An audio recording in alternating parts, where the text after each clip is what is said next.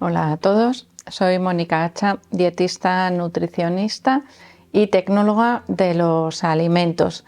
Cuando hablamos de prevención de las alergias alimentarias es un tema importante, especialmente la introducción de la alimentación complementaria, por una razón que no os voy a desvelar todavía, pero va a ser por el alimento que más alergias provoca en niños.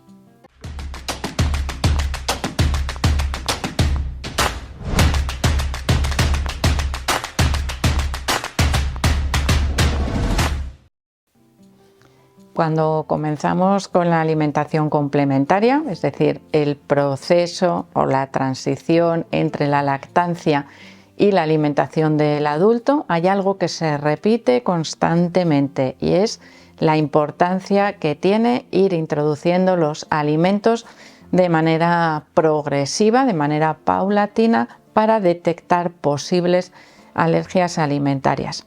La variedad de alimentos que pueden provocar una alergia alimentaria es enorme, pero los estudios, las estadísticas nos dicen que en el caso de los niños, y aquí también puede haber diferencias dependientes del lugar de residencia y de las costumbres habituales en la introducción de diferentes grupos de alimentos, pero por regla general podríamos decir que hay 3 alimentos que son potencialmente más alergénicos cuando se introducen en la dieta de los niños que otros, y por eso muchas veces se recomienda retrasar ligeramente su introducción en la dieta para esperar a que el sistema digestivo esté un poquito más preparado. Esta recomendación de retrasar también se ha visto que no es tan eficaz como se pensaba y que en algunos casos el exponer a los niños a esos alimentos a edades más tempranas y en cantidades más pequeñas, poquito a poquito, puede favorecer que no aparezca esa alergia alimentaria. Es decir, sería como una especie de proceso de sensibilización progresivo, de manera que se limita esa reacción adversa, porque una alergia alimentaria es una reacción adversa potencialmente grave que ocurre cuando se expone a una persona a ese alimento repetidamente. Sobre todo la primera vez puede ser que la reacción sea leve, progresivamente a medida que repetimos las reacciones suelen ser cada vez un poquito más graves o más evidentes. Bueno,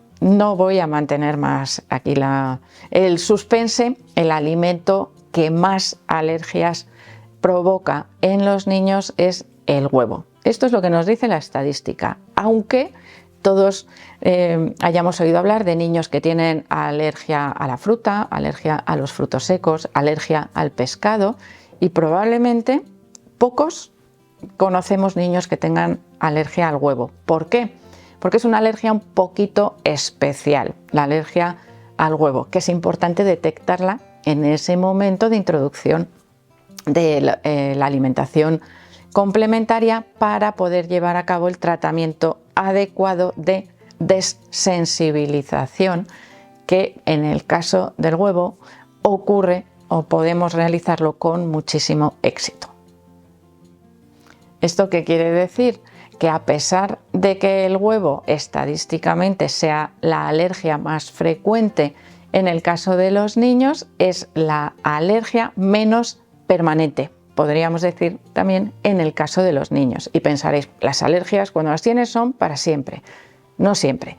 Y en el caso del huevo se ha comprobado que podríamos evitar esa reacción alérgica alrededor, nos podría durar hasta los 5 años, 4 o 5 años, a veces incluso a los 3 ya se empiezan con esas pruebas de tolerancia oral y bueno, de desensibilización que se deben hacer, por supuesto, guiadas por un médico y a nivel hospitalario, porque suponen un riesgo evidente de reacción alérgica. Por lo tanto, cuando llegamos al colegio, que es cuando nuestro hijo se relaciona con un mayor número de niños, igual esos niños que anteriormente habían desarrollado una alergia al huevo ya no la tienen, porque han seguido ese proceso, ¿no?, de, vamos a llamarle curación, de la alergia a las proteínas del huevo, que suele ser lo que causa las reacciones alérgicas en mayor medida, algún tipo de proteína.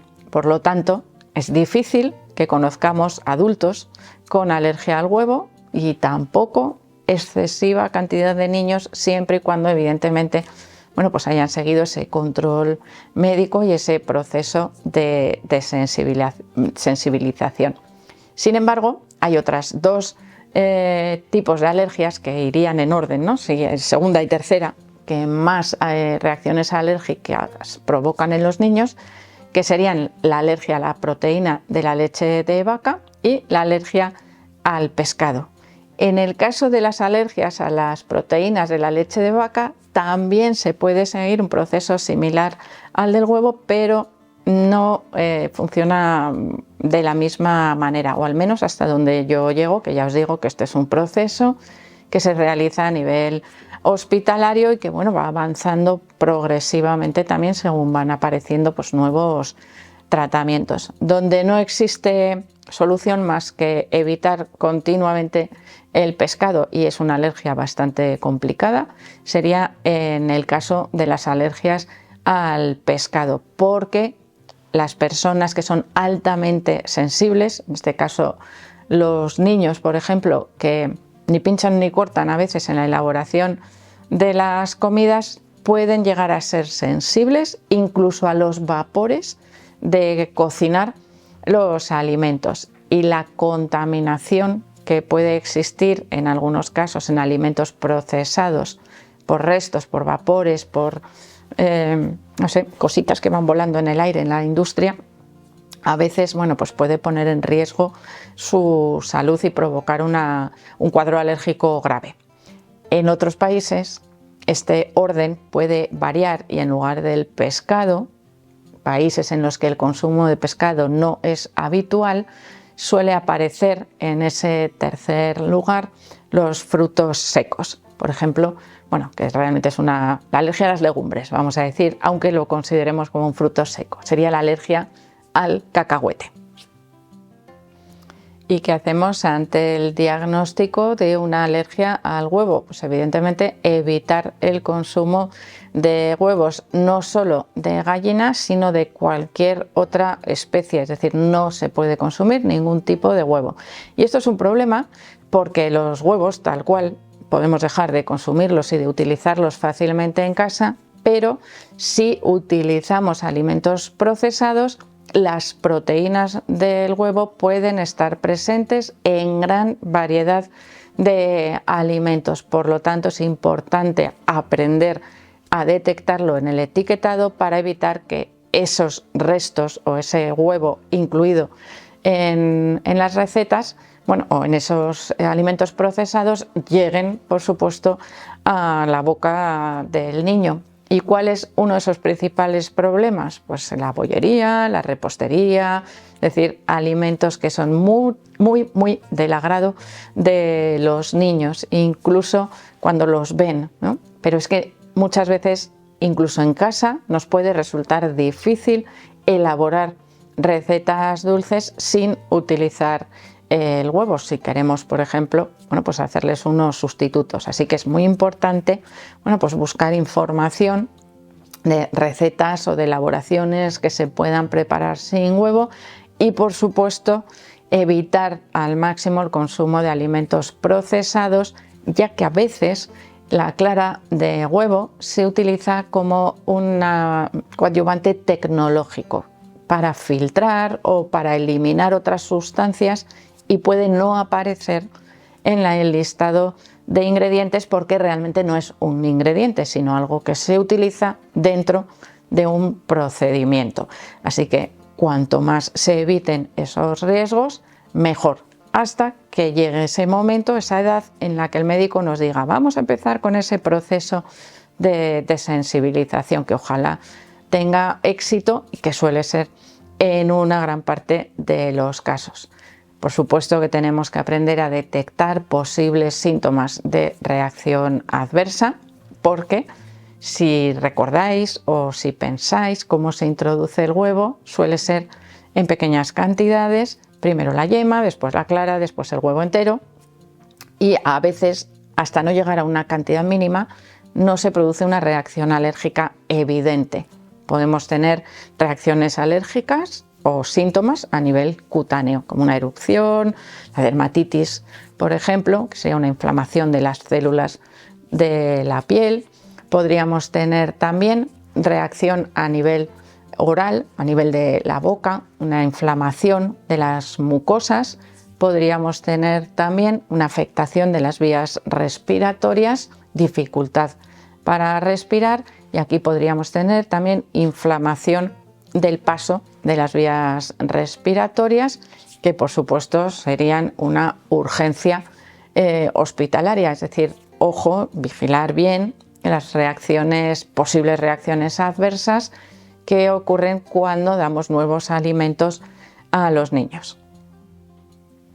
Y por si os sirve también para animaros a mantener o a comenzar también con la lactancia materna, que sepáis que la lactancia materna hasta mínimo los 4 meses y idealmente hasta los 6 meses puede servir como protector para la aparición de las alergias alimentarias. Pensad que la lactancia materna es el alimento específicamente diseñado para los primeros meses de vida. Bueno, parece que cuando hablo de específicamente diseñado estoy pensando en la fábrica que está allí fabricando la leche.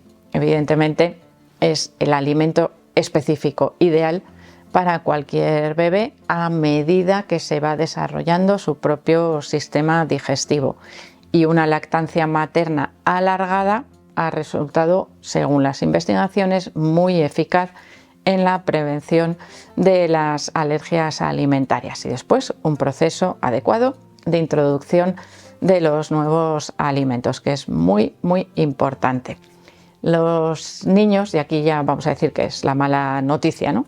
Generalmente antes de los 5 años consiguen reducir o evitar esa alergia al consumo de huevo, pero si alrededor de los 7, 8 o incluso 9 años no lo han conseguido, probablemente el pronóstico es peor, es decir, van a tener una baja tolerancia al consumo de huevos, aunque podríamos evitar, igual con ese mínimo de tolerancia, los riesgos inherentes al consumo de productos que puedan tener pequeñas cantidades de huevo, bien por contaminación cruzada o bien porque forman parte de esos procesos de elaboración de los alimentos. Así que bueno, mala pero no tanto, ¿no? Se consigue reducir ese efecto de la alergia, pero a veces sin llegar a una tolerancia total y completa.